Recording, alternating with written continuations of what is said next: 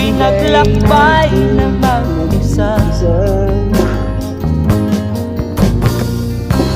upang aking kalimutan mga kaapihang dinanas. Ihahanap ng kalunasan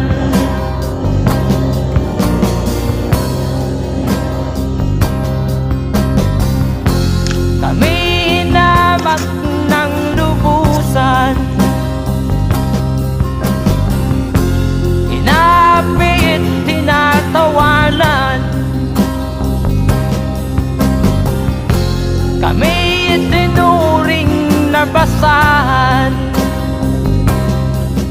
Sila ba'y makatuwid